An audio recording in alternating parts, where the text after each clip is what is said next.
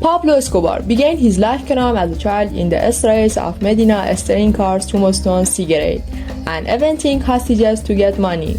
He first got acquainted with the world of crime by stealing tombstones and sending them to sell smugglers in Panama.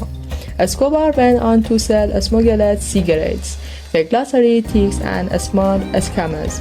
In the early 1970s, Escobar turned to robbery and then became a bodyguard, but later took a government administrator to hostages in the city of Medina and demanded money for his release.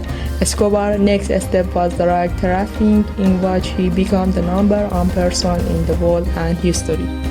Associating his name to the drug trade, and he became known to the public. He was captured with 19 kilos of cocaine, free a few months later. The people knew he was a mobster, a drug dealer, but they accepted it in a positive way. The violence had yet to start.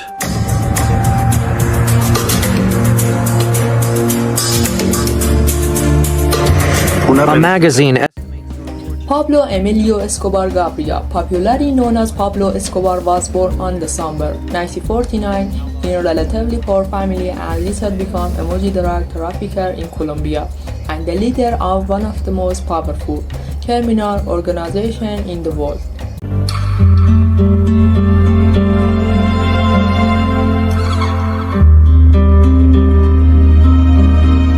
As a young boy, I accompanied him everywhere, to poor neighborhoods, health center openings. Escobar was responsible for hundreds of marathons and large luxury mansions, planned a private army of hundreds of soldiers and criminals, and even private zoo villages part of his vast empire. Humble neighborhoods, and my gratitude to everyone who participated in the actual construction work on this field. There were about 7,000 people. The field was dark. Escobar comes in, waves, 7,000 people shouting, "Pablo, Pablo, Pablo."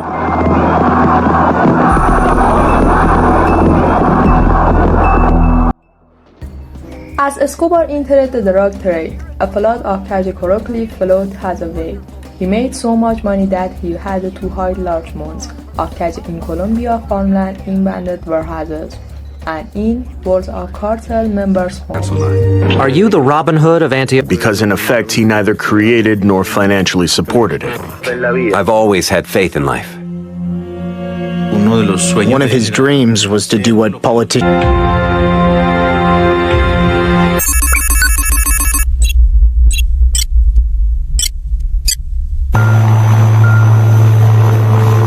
Once he called to politics, he said he wanted to fulfill his duty to society. What is your political ideology? Well, our movement, the main ideology for our movement, is civic duty, nationalism, social programs, ecology, and sports. In the mid-1980s, Escobar's cartel was making nearly $420 million a week, bringing in a total of about $22 billion a year. How will this play out politically? A man who had a lot of money. He donated money to the campaigns, but they didn't know where his money was coming from. Then my father, on a campaign trip to Medellin, makes a public speech where he states that Pablo Escobar and Jairo Ortega are not on the new Liberal Party ballots for Congress. Thus, he expels them publicly from the party. I want to tell you that Galan's political movement and the aristocracy will tremble.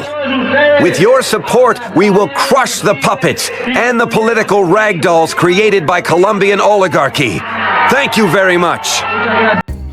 Escobar was included in Forbes magazine list of international billionaires for 7 consecutive years, 1987 to 1989. In 1989, he was named the 7th richest man in the world.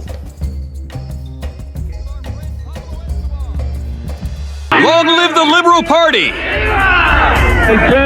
The people voted for us and chose us to represent them in the nation's Congress.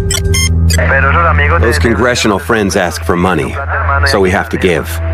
Consider them extra contributions, because all these politicians ask, so we have to give to all of them.